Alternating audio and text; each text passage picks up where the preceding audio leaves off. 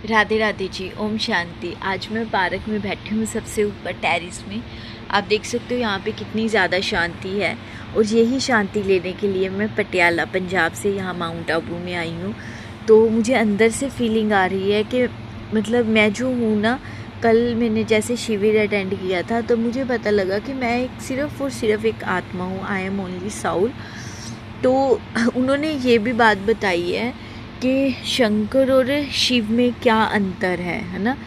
तो अगर हम मेडिटेशन पे आते हैं तो ये नहीं है कि अगर किसी की मेंटली स्टेबिलिटी नहीं है तो सिर्फ वही आ सकते हैं। जैसे कई बार मन बहुत निराश हो जाता है, उदास हो जाता है, तो जैसे हम ज़िंदगी में एक पढ़ाई करते हैं, पढ़ाई करनी हमें ज़रूरी है, तो हमें ये ज्ञान भी होना ज़रूरी है ताकि हमें इन फ्यूचर भी कोई बेवकूफ़ ना बना सके।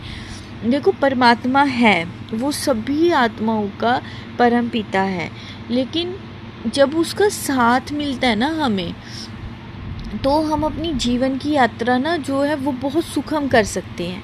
परमात्मा को मानने का मतलब कभी भी ये नहीं है कि हमारी ज़िंदगी में कभी कोई प्रॉब्लम्स नहीं आएंगी। पहले मैं ये सोचती थी, है ना, या हमें मरना नहीं है।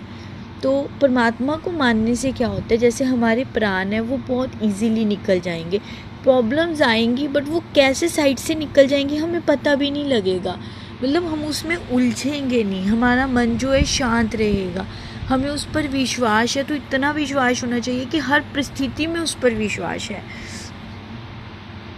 तो ऐसा बताया जा रहा है कि मतलब अगर मैं परमात्मा पे विश्वास करती हूँ तो मुझे पता है कि मैं सही हूँ। गलतियाँ इंसान से होती हैं, बहुत सारी गलतियाँ हुई होंगी, तो लेकिन हम उससे माफ़ी मांग चुके हैं, तो हमें दुनिया से माफ़ी मांगने की ज़रूरत नहीं है। तो ऐसा है कि अगर हम परमात्मा पे विश्वास करते हैं तो हमें अपनी राह, हमारी जो ज़िंदगी है वो बहुत इजीली हो जाती है। तो कहीं ना कहीं से रास्ते निकल जाते हैं। तो जो हम ज़िंदगी जी रहे हैं, कोई प्रॉब्लम आनी है वो तो ऑब्वियसली बात है, वो आएगी, लेकिन उस पर विश्वास रखने से वो प्रॉब्लम इतनी बड़ी से इतनी कब हो जाएगी हमें पता भी नहीं लगेगा।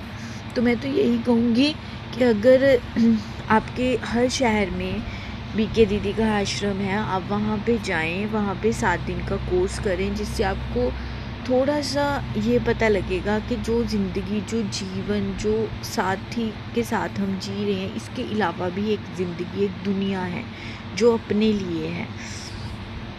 तो उसके बारे में पता होना सभी को बहुत ज़रूरी है। थैंक यू सो मच मेरा ब्लॉग देखने के लिए।